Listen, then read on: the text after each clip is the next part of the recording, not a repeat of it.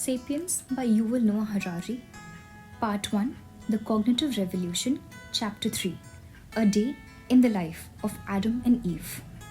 To understand our nature, history, and psychology, we must get inside the heads of hunter and gatherers. For nearly the entire history of our species, sapiens lived as foragers.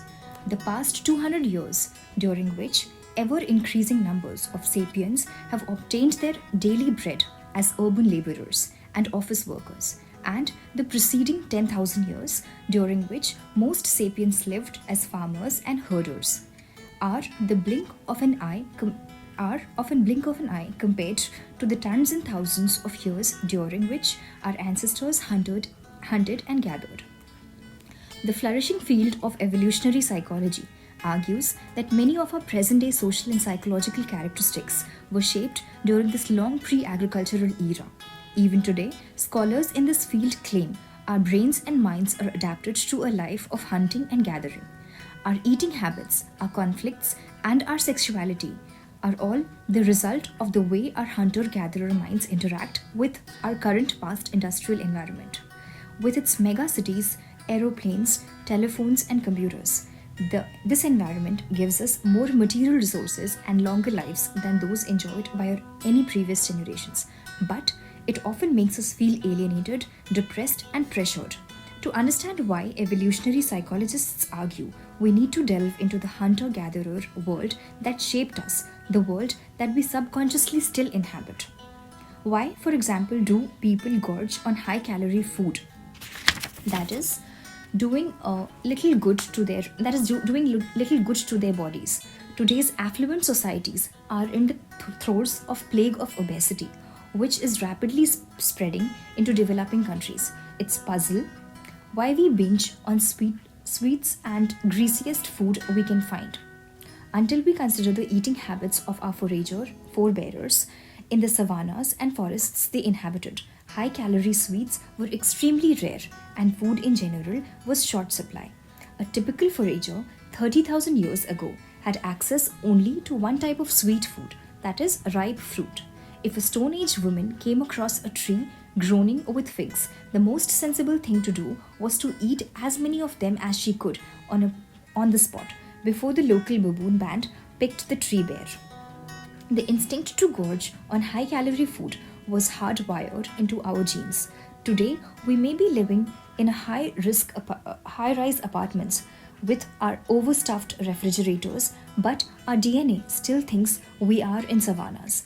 That's what makes us spoon down an entire tub of Ben & Jerry when we find one in the freezer and wash it down with the jumbo Coke. Now, this gorging gene theory is widely accepted. Other theories are far more contentious. For example, some evolutionary psychologists argue that ancient foraging bands were not composed of nuclear families centered on monogamous couples. Rather, foragers lived in communes devoid of private property, monogamous relationships, and even fatherhood. In such a band, a woman could have sex and form intimate bonds with several men simultaneously, and all of the band's adults cooperated in parenting its children. Since no man knew definitely which could be the child of his, men showed equal concerns for all youngsters. Such a social structure is not an Aquarian utopia. It's well documented among animals, notably our closest relatives, the chimpanzees and bonobos.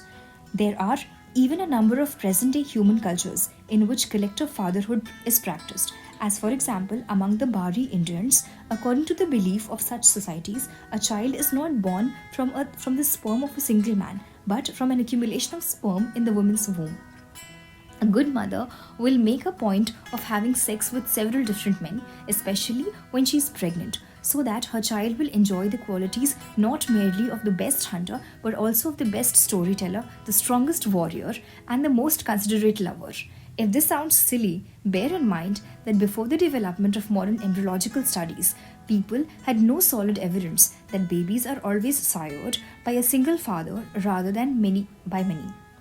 The proponents of this ancient commune theory argue that the frequent infidelities that characterize modern marriages are the high rates of divorce, not to mention the cornucopia of psychological complexes from which both children and adults suffer, all results from forcing humans to live in nuclear families and monogamous relationships that are incompatible with our biological software. Many scholars vehemently reject this theory, insisting that both monogamy and the forming of nuclear families are the core human behaviors, though ancient hunter gatherer societies tended to be more communal and egalitarian than modern societies. These researchers argue they were nevertheless comprised of separate cells, each containing a jealous couple and the children they held in common. This is why today monogamous relationships and nuclear families are the norm in the vast majority of cultures, when men and women tend to be very possessive of their partners and children, and why even in modern states such as North Korea and Syria, political authority passes from father to son. In order to resolve this controversy and understand our sexuality, society, and politics, we need to learn something about the living conditions of our ancestors, to examine how sapiens lived between the cognitive revolution of 70,000 years ago and the start of agricultural revolution about 12,000 years ago.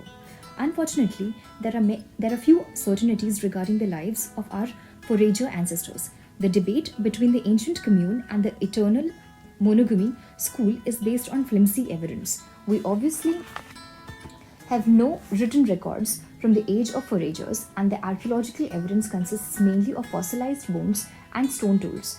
Artifacts made of more perishable materials such as wood, bamboo, or leather survive only under unique conditions. The common impression that the pre-agricultural humans lived in an age of stone is a misconception based on the archaeological bias. The Stone Age should more accurately be called the Wood Age because most of the tools used by ancient hunter-gatherers were made of wood.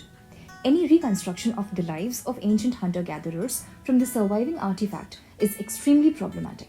One of the most glaring differences between the ancient forager and the agricultural industrial descendants is that foragers had very few artifacts to begin with, and these played a comparatively modest role in their lives. Over the course of his or her life, a typical member of a modern affluent society will own several million artifacts, from cars and houses to disposable nappies and milk cartoons. There's hardly an activity, a belief, or even an emotion that is not mediated by objects of our own devising. Our eating habits are mediated by the mind-boggling collection of such items, from spoons and glasses to genetic engineering labs and gigantic ocean-going ships.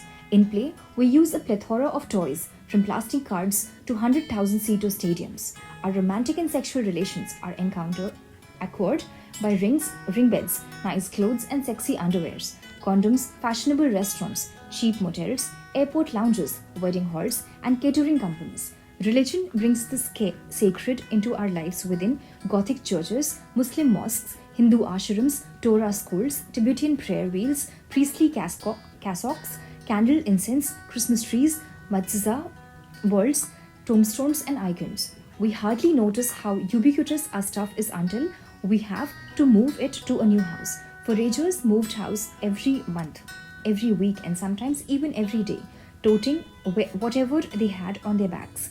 There were no moving companies, wagons, and even pack animals to share the burden.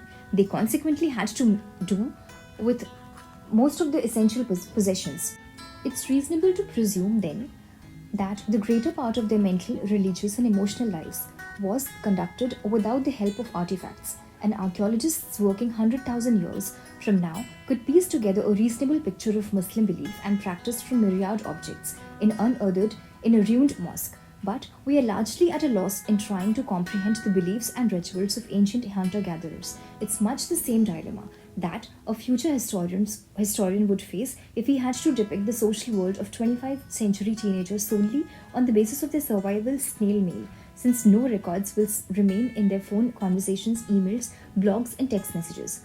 A reliance on artifacts will thus bias an account of an ancient hunter-gatherer life. On the way to remedy this to look at modern forager society. This can be studied directly by anthropological observations, but there are good reasons to be very careful in extrapolating from modern forager societies to ancient ones. Firstly, all forager societies that have survived into modern era have been influenced by neighboring agricultural and industrial societies. Consequently, it's risky to assume that what is true for them was also true tens of thousands of years ago. Secondly, modern forager societies have survived mainly in areas with difficult climate conditions and inhospitable terrains ill suited for agriculture. Societies that has adapted to extreme conditions of places such as Kalahari Desert in southern Africa may well provide a very misleading model of understanding ancient societies in fertile areas as the Yangtze River Valley. In particular, population density in an area like Kalahari Desert is far lower. It was around the ancient Yangtze, and this is far-reaching implication for key question about the size and structure of human bands and the relations between them. Thirdly, the most notable characteristics of hunter-gatherer society is how different they are from one another. They differ not only from one part of the world to another, but even in the same region. One good example in the huge variety the first European settler found among the Aboriginal peoples of Australia. Just before the British conquest, between 300,000 and 700,000 hunter-gatherers lived in the continent in 200 and 600 tribes, each of which was further divided into several bands. Each tribe had its own language, religion, norms and customs. Living around what is Adelaide in southern Australia were several patrilineal clans that reckoned descents and fathers aside. These clans bonded together into tribes on strictly territorial basis. In contrast, some tribes in northern Australia give more importance to personal maternal ancestors, and person's tribal identity depended on his or her totem rather than his territory. It stands to reason that ethnic and cultural variety among ancient hunter-gatherers was equally impressive, and that the 5 million to 8 million forager who populated the world on the eve of agricultural revolution were divided into thousands of separate tribes with thousands of different languages and cultures. This, after all, was one of the main legacies of the cognitive revolution. Thanks to the appearance of fiction, even people with the same genetic makeup who lived under similar ecological conditions were able to create very different imagined realities which manifested themselves in different norms and values. For example, there's every reason to believe that a forager band that lived 30,000 years ago on the spot where Oxford University now stands would have spoken a different language from one living where Cambridge is now situated. One band might have been belligerent and other peaceful. Perhaps the Cambridge band was communal, while the one on the Oxford was based on nuclear families. The Cantabrigians might have spent long hours carving wooden statues of their guardian spirits, whereas Oxonians may have worshipped through dance. The former perhaps believed in reincarnation, while the latter thought that it was nonsense. In one society, homosexual relationships might have been accepted, while in others, they were a taboo. In other words, while anthropological observations of modern foragers can help us understand some of the possibilities available to ancient foragers, the ancient horizon of possibilities was much broader, and most of it was hidden to our view. The heated debates about Homo sapiens' natural way of life missed the point. Ever since the cognitive revolution, there hasn't been a single natural way of life for sapiens. There are only cultural choices from among the bewildering palettes of possibilities. Now, the origin of affluent societies. What generalizations can we make about life in the pre-agricultural world? Nevertheless, it seems safe to say that the vast majority of people lived in small bands numbering several dozens and at most several hundred individuals. That all these individuals were humans. It is important to note that this last point because it is far more obvious. Most members of agricultural and industrial societies are domesticated animals. They are not equal to their masters, of course, but they are members of the same. Today, the society called New Zealand is composed of 4.5 million sapiens and 50 million sheep. There was just one exception to this general rule, the dog. The dog was the first animal domesticated by the Homo sapien, and this occurred before agricultural revolution. Experts disagree about the exact date, but we have incontrovertible evidence to domesticated dogs up for about 15,000 years ago. They may have joined the human pack thousands of years earlier. Dogs were used for hunting and fighting and as an alarm system against wild beasts and human intruders. With the passing of generations, the two species co-evolved to communicate well with each other. Dogs that were most attentive to the needs and feelings of their human companions got extra care and food and were more likely to survive. Simultaneously, dogs learned to manipulate people for their own needs. a 15,000 years bond has yielded a much deeper understanding and affection between humans and dogs, and between humans and any other animals. In some cases, dead dogs were even buried ceremoniously, much like humans. Members of a band knew each other very intimately and were surrounded throughout their lives by friends and relatives. Loneliness and privacy were rare. Neighboring bands probably compared for resources and even fought one another.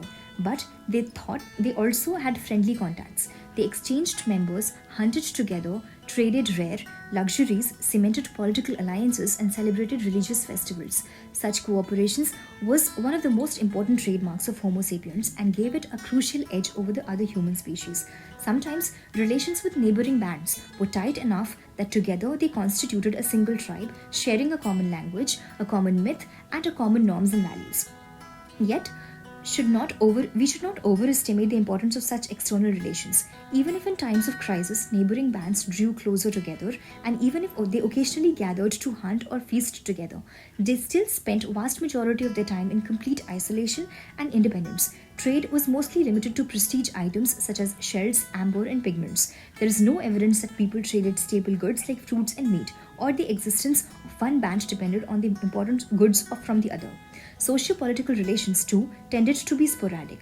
The tribe did not serve as a permanent political framework, and even if seasonal meetings placed, there were no permanent towns or institutions. The average person lived many months without seeing or hearing of a human from outside of her own band, and she encountered throughout her life no more than a few hundred humans. The sapient population was thinly spread over vast territories. Before the agricultural revolution, the human population of the entire planet was smaller than the today's Cairo. Most sapient bands lived on the road, roaming from place to place in search of foods. Their movements were influenced by the changing seasons, the annual migrations of animals, and the growth of cycles of plants. They usually traveled back and forth across some home territories and area between several dozens and many hundred square kilometers. Occasionally, bands wandered outside their turf and explored new lands, whether due to natural calamities, violent conflicts, demographic pressures, or the initiative of charismatic leaders. These wanderings were the engine of human worldwide expansion. If the forager band split once every 40 years and its splinter group migrated to a new territory 100 kilometers to the east, the distance from East Africa to China would have been covered about 10,000 years. In some exceptional cases, when food sources were particularly rich, bands settled down in seasonal and even permanent camps. Techniques of drying, smoking, freezing food also made it possible to stay put for longer periods. Most importantly, alongside seas and rivers rich in seafood and waterfalls, humans set up permanent fishing villages, the first permanent settlement in history, long predating the agricultural revolution. Fishing villages might have appeared to the coasts of Indonesian islands as early as 45,000 years ago. These may have been the base from which Homo sapiens launched its first transoceanic enterprise, the invasion of Australia.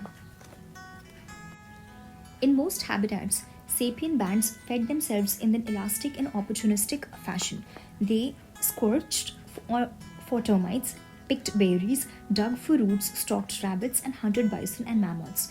Notwithstanding the popular image of man, the hunter-gatherer was sapiens' main activity, and it provided most of their calories as well as raw materials such as flint, wood, and bamboo. Sapiens did not forage only for food and materials, they foraged for knowledge as well. To survive, they needed a detailed mental map of their territory. To maximize their efficiency of their daily search for food, they required information about the growth patterns of each plant and the habits of each animal. They needed to know which food was nourishing, which made you sick, and how to use other as cures. They needed to know the progress of the seasons and what warning signs preceded the thunderstorms or dry spells. They studied every stream, every walnut tree, every bear cave, and every flint stone deposit in their vicinity. Each individual had to understand how to make a stone knife, how to mend a torn cloak, how to lay a rabbit trap, and how to face avalanches, snake bites, and hungry lions. Mastery of each of these many skills required years of apprenticeship and practice. The average ancient forager could turn a flint into stone and spear point within minutes. When we try to imitate this feat, we usually fail miserably. Most of us lack expert knowledge of the flaking properties of flint and basalt and the fine motor skills needed to work them precisely. In other words, the average forager had a wider, deeper, and more varied knowledge of her immediate surrounding than most of her modern descendants. Today, most people in industrial societies don't need to know much about the natural world in order to survive. What do you really need to know in order to get by a computer engineer, an insurance agent, a history teacher, or a factory worker? You need to know a lot about your own tiny field of expertise. But for the vast majority of life's necessities, you rely blindly on the help from other experts, whose own knowledge is also limited to a tiny field of expertise. The human collective knows far more today than the ancient bands. But at the individual level, ancient foragers were more knowledgeable and skillful people in history. There is some evidence that the size of average sapien brain has actually decreased since the age of foraging. Survival in the era required superb mental abilities from everyone. When agriculture and industry came along, people could increasingly rely on the skills of others for survival, and new niches of imbeciles were opened up. You could survive and pass your unremarkable genes to the next generation by working as a water carrier or an assembly line worker. Foragers mastered not only the surrounding world of animals, plants, and objects, but also the internal world of their own bodies and senses. They listened to the slightest movement in the grass to learn whether a snake might be lurking there. They carefully observed whether a snake might be lurking here. Carefully observed the foliage of trees in order to discover fruits, beehives, and birds' nests. They moved within a minimum of efforts and noise and knew how to sit, walk, and run in the most agile and efficient manner. Varied and constant use of their bodies made them as fit as marathon runners. They had physical dexterity that people today are unable to achieve even after years of practicing yoga or tai chi. The hunter-gatherer way of life differed significantly from region to region and from season to season. But on the whole, forager seems to have enjoyed a more comfortable and rewarding lifestyle than most of the peasants, shepherds, laborers, and office clerks who followed their footsteps. While people in today's affluent societies work an average of 40 to 45 hours a week, people in the developing world work 60 to even 80 hours a week. Hunter-gatherers living today in the most inhospitable of habitats, such as the Kalahari deserts, work on an average of 35 to 45 hours a week. They hunt only one day out of 3, and gathering takes up just 3 to 6 hours a day. In normal times, this is enough to feed a band. It may well be that ancient hunters and gatherers living in zones more fertile than the Kalahari spent even less time obtaining food and raw materials. On top of that, foragers enjoyed a lighter load of household chores. They had no dishes to wash, no carpets to vacuum, no floors to polish, no nappies to change, and no bills to pay. The foragers' economy provided most people with more interesting lives than agriculture or industry do. Today, a Chinese factory hand leaves home around 7 in the morning, makes her way through the polluted streets to the sweet shop, and there operates the same machine in the same way day in and day out for 10 long and mid-numbering hours, returning home around 7 in the evening in order to wash dishes and to do laundry. 30,000 years ago, a Chinese forager might leave camp with a companion at say 8 in the morning. They'd roam the nearby forests and meadows, gathering mushrooms, digging up edible roots, catching frogs, and occasionally running away from tigers. By early afternoon, they were back at the camp to make lunch. That left them plenty of time to gossip, tell stories, play with children, and just hang out. Of course, the tigers sometimes caught them, or the snake bites them. On the other hand, they did not have to deal with automobile accidents and industrial pollution. In most places, and at most times, foraging provided ideal nutrition. This is hardly surprising.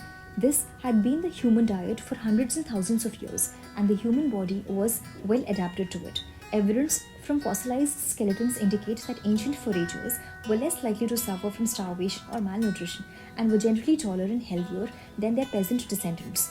average life expectancy was apparently just 30 to 40 years, but this was largely due to high incidence of child mortality. Children who made it through the perilous first years had a good chance of reaching the age of 60, and some even made it to their 80s. Among modern foragers, 45-year-old women can expect to live another 20 years, and about 4 to 5% of the population is over 60. The foragers' secret of success, which protected them from starvation and malnutrition, was their varied diet. Farmers tend to eat a very limited and unbalanced diet, especially in the pre-modern times. Most of the calorie feeding in agricultural population came from single crop such as wheat, potatoes, or rice. They lack some of the vitamins, minerals, and other nutritional materials humans need. The typical peasant in traditional China ate rice for breakfast, rice for lunch, and rice for dinner. If she was lucky, she could expect to eat some of the following something other on the following day. By contrast, ancient foragers regularly ate dozens of different foodstuffs. The peasant ancient ancestors, the foragers, may have eaten berries, mushrooms for breakfast, fruits, snails, and turtle for lunch, and rabbit streaks with wild onions for dinners. Tomorrow's menu might have been completely different. This variety ensured that the ancient forager received all the necessary nutrients. Furthermore, by not being dependent on any single kind of food, they were less liable to suffer when one particular food source failed. Agricultural societies are ravaged by famine when drought, fire, earthquake devastates the annual rice or potato crops. Forager societies were hardly immune to natural disasters and suffered from periods of want and hunger, but they were usually able to deal with such calamities more easily.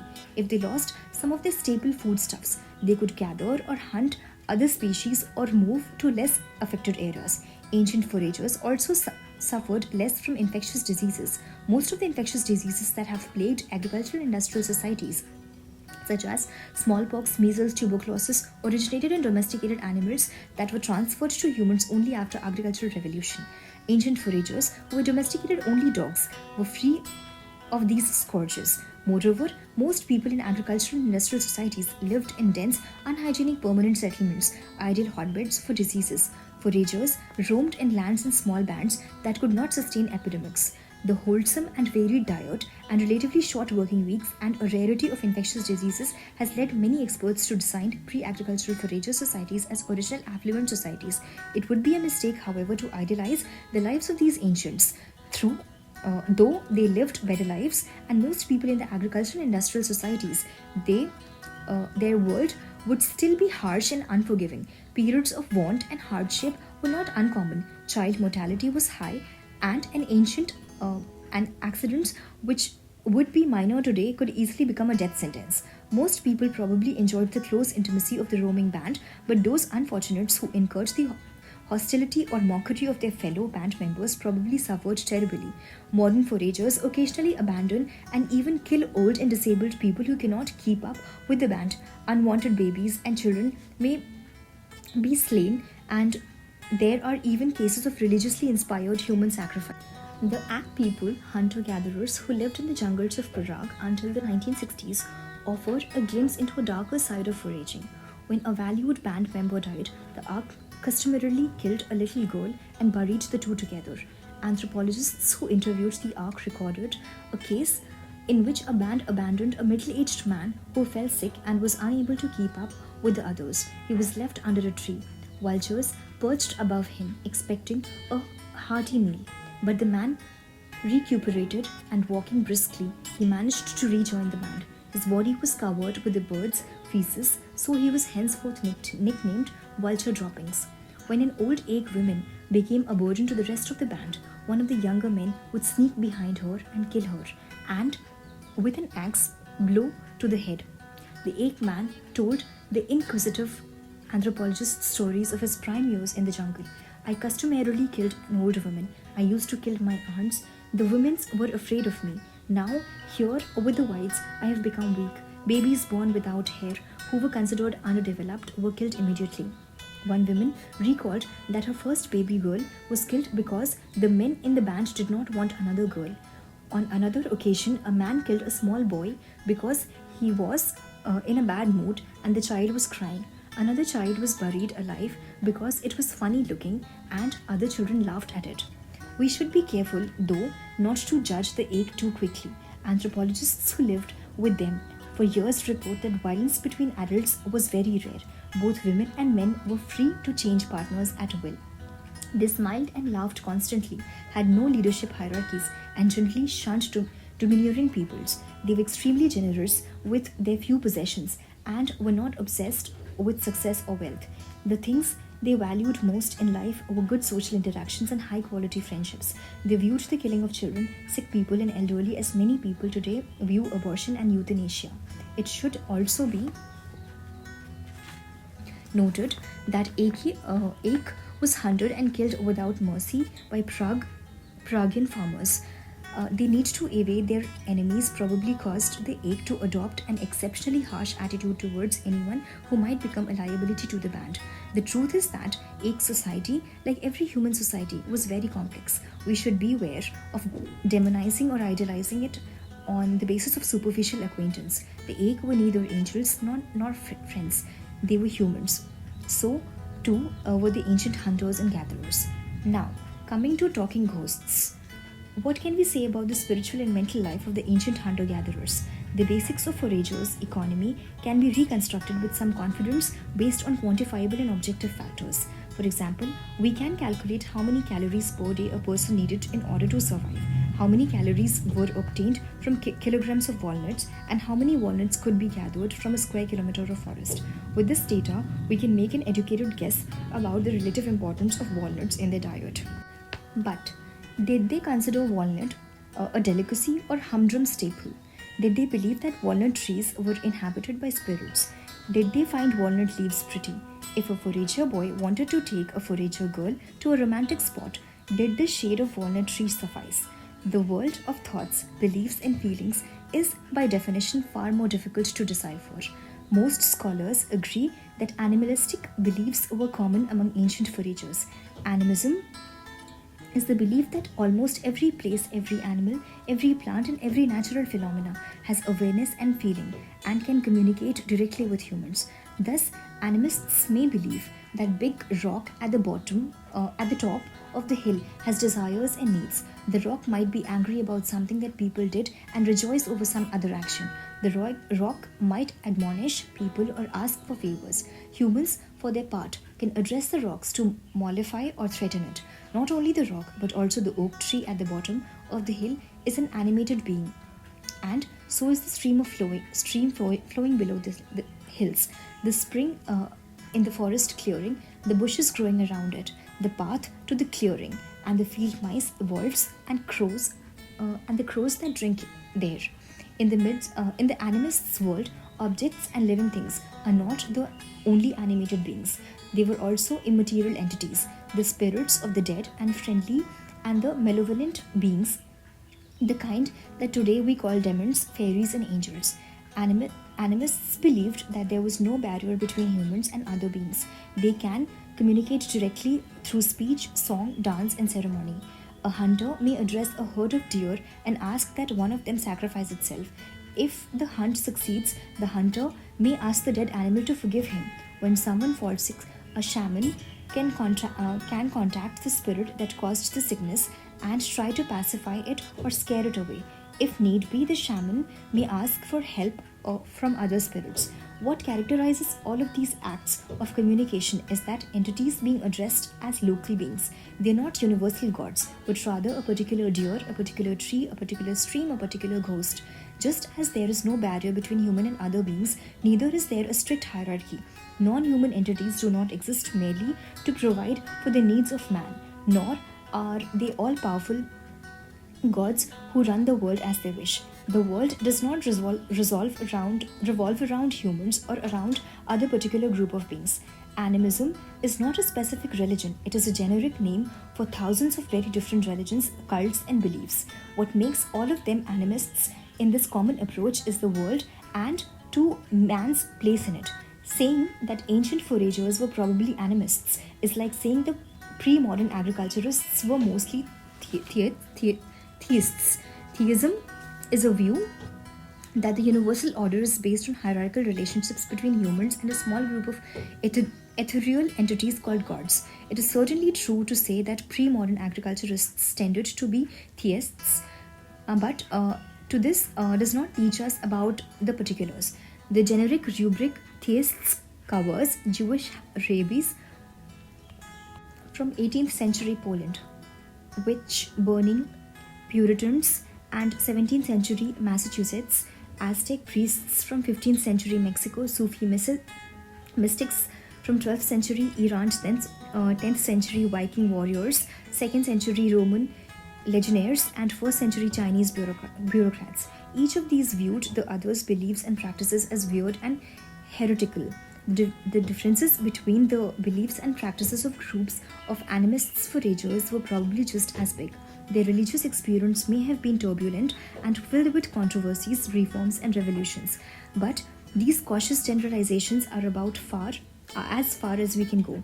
Any attempt to describe the specifics of archaic spirituality is highly speculative, as there is next to no evidence to go by. The little evidence we have, a handful of artifacts and cave paintings, can be interpreted in myriad ways.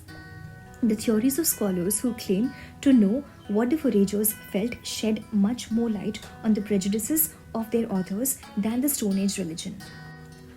Instead of erecting mountains of theory over a molehill of tomb, relics, cave paintings, and bone statues, it is better to be frank and admit that we have only the haziest notions about religions of ancient foragers. We assume that they were animists, but that is not very informative. We don't know which spirit they prayed to, which festivals they celebrated, or which taboos they observed. Most importantly, we don't know what stories they told. It's one of the biggest holes in our understanding of human history. The socio-political world of the foragers is another era about which we know next to nothing. As explained above, scholars cannot even agree on the basics such as existence of private property, nuclear families, and monogamous relationships. It is likely that different bands had different structures. Some may have been hierarchical, tense, and violent, and the nastiest chimpanzees groups, while others were the laid-back, peaceful, and lascivious as bunch of bonobos. The Sungur, Russia archaeologists discovered in 1955 a 30,000-year-old burial site belonging to mammoth hunting cultures. In one grave, they found the skeleton of a 50-year-old man covered with strings of mammoth ivory beads containing about 3,000 beads in total. On the dead man's head was a hat decorated with fox teeth, and on his wrists were 25 ivory bracelets. Other graves from the same site contained far fewer goods. Scholars deduced that the Sungir's mammoth hunters lived in hierarchical societies, and the dead man was perhaps the leader of the band of the entire tribe comprising several bands. It is unlikely that the few dozen members of the single band could have produced so many grave goods by themselves. Archaeologists then discovered an even more interesting tomb. It contained two skeletons buried head to head. One belonged to a boy aged 12 or 13 and the other to a girl about 9 or 10. The boy was covered with 5,000 ivory beads. He wore fox-tooth hat and belt with 250 fox teeth. The girl was adorned with 5,250 ivory beads. Both children were surrounded by statues and various ivory objects. A skilled craftsman probably needed about 45 minutes to prepare a single ivory bead. In other words, fashioning the 10,000 ivory beads that covered the two children, not to mention the other objects, required some 7,500 hours of delicate work, well over 3 years of labor by an experienced artisan. It is highly unlikely that at such a young age, the Sungi children had proved themselves as leader or mammoth hunters. Only cultural beliefs can explain why they received such extravagant burial. One theory is that they owed their rank to their parents. Perhaps they were the children of leaders in our culture that believed in either family charisma or strict rules of succession. According to the second theory, the children had been identified at birth as the incarnations of some long-dead spirits. A third theory argues that the children's burial reflects the way they died rather than their status in life. They were ritually sacrificed, perhaps as part of the burial sites of the leader, and then entombed with pomp and circumstance. Whatever the correct answer, the Sungir children are among the best pieces of evidence that 30,000 years ago, Sapien could invent socio-political codes that went far beyond the dictats of our DNA and behavioral patterns of other humans and animal species. Coming to peace or war. Finally, there's a thorny question of the role of war in forager societies. Some scholars imagine ancient hunter gatherer societies as a peaceful paradises and argue that war and violence began only with the agricultural revolution when people started to accumulate private property. Other scholars maintain that the world of ancient foragers was exceptionally cruel and violent. Both schools of thoughts are castles in the air, connected to the ground by the thin strings of meager archaeological remains and anthropological observations to the present day foragers. The anthropological evidence is intriguing but very problematic. Foragers today live mainly in isolated and inhospitable areas such as the Arctic or the Kalahari, where population density is very low and opportunities to fight other people are limited. Moreover, in recent generations, foragers have been increasingly subject to the authority of modern states, which prevent the eruption of large-scale conflicts. European scholars have had only two opportunities to observe large and relatively dense populations of independent foragers, largely and relatively dense populations of independent foragers in northwestern North America in 19th century and in northern Australia during the 19th and the early 20th centuries. Both Amerindian and Aboriginal Australian cultures witnessed frequent armed conflicts. It is debatable, whether this represents a timeless condition or an impact of European imperialism. The archaeological findings are both scarce and opaque. What telltale clues might remain of any war that took place tens of thousands of years ago? There was no fortifications or walls back then, no artillery shells or even swords and shields. An ancient spear point might have been used in war, but it could have been used in a hunt as well. Fossilized human bones are no less hard to interpret. A fracture might indicate a wound, or an accident, nor is the absence of fractures and the cuts on an ancient skeleton conclusive proof that the person to whom the skeleton belonged did not die a violent death. Death can be caused by trauma to soft tissues that leaves no marks on bone. Even more importantly, during pre-industrial warfare, more than 90% of the war dead were killed by starvation, cold and disease rather than by weapons. Imagine that 30,000 years ago, one tribe defeated its neighbor and expelled it from coveted foraging grounds. In the decisive battle, 10 members of the defeated tribe were killed. In the following year, another 100 members of the losing tribe died of starvation, cold and disease. Archaeologists who come across these 110 skeletons may too easily conclude that most fell victim to some natural disaster. How would we be able to tell that they were all victims of merciless war? Duly warned, we can now turn to the archaeological findings. In Portugal, a survey was made of 400 skeletons from period immediately predating the agricultural revolution. Only 2 skeletons showed clear marks of violence. A similar survey of 400 skeletons from the same period in Israel discovered a single crack in the single skull that could be attributed to human violence. A third survey of 400 skeletons from various pre-agricultural sites in the Danube Valley found evidence of violence on 18 skeletons. 18 out of 400 may not sound like a lot, but it's actually a very high percentage. In all 18 indeed died violently, it means that about 4.5% of the deaths in the ancient Danube Valley were caused by human violence. Today, the global average is only 1.5%, taking war crime and crime together. During the 20th century, only 5% of human deaths resulted from human violence, and this in a century that saw the bloodiest wars and the most massive genocides in history. In this revelation is typical. If this revelation is typical, the ancient Danube Valley wasn't violent as the 20th century. The depressing findings from the Danube Valley are supported by the string of equally depressing findings from other areas. At Jab, Sahaba in Sudan, around 12,000 years old cemetery containing 59 skeletons was discovered. Arrowheads and spear points were found embedded or lying near the bones of 24 skeletons, 40% of the finding. The skeleton of one woman revealed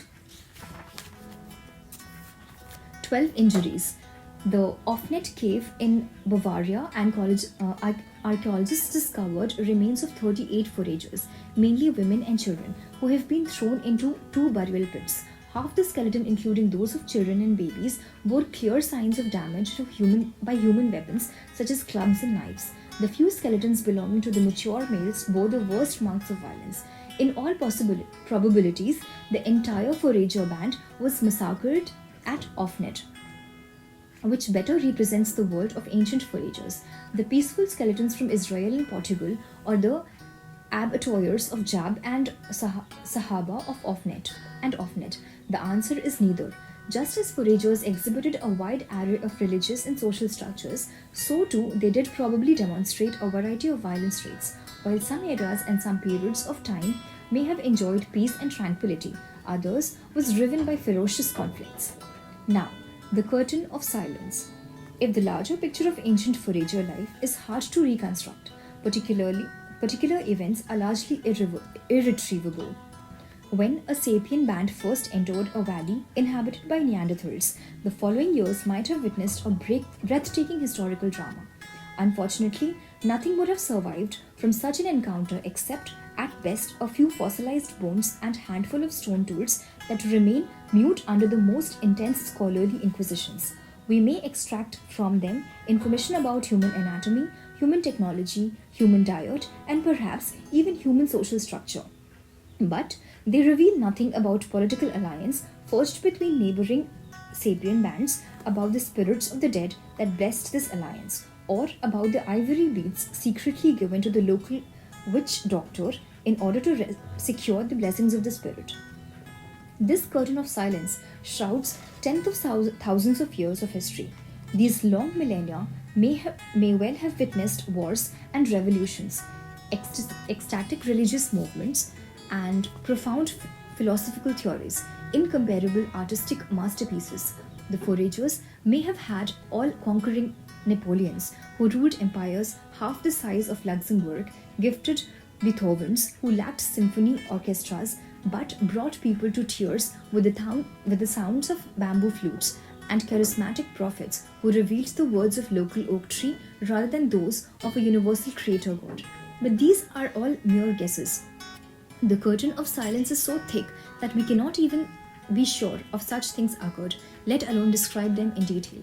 Scholars tend to ask only those questions that can reasonably expect to answer. Without the discovery of as yet unavailable research tools, we will probably never know what the ancient foragers believed or what political dramas they experienced. Yet, it is vital to ask questions for which no answers are available. Otherwise, we might be tempted to dismiss 60,000 of 70,000 years of human history with the excuse that people who lived back then had nothing of importance. The truth is that they did a lot of important things. In particular, they shaped the world around us to a much larger degree than most people realize. Trekkers visiting the Siberian tundra, the deserts of Central Australia, and Amazonian rainforest believe that they have entered pristine landscapes, virtually untouched by human hands. But that's an illusion. The foragers were there before us, and they brought about dramatic changes even in the densest jungles and most desolate wilderness. The next chapter explains how the foragers completely reshaped the ecology of our planet long before the first agricultural village was built. The wandering bands of storytelling. Sapiens were the most important and the most destructive force the animal kingdom had ever produced.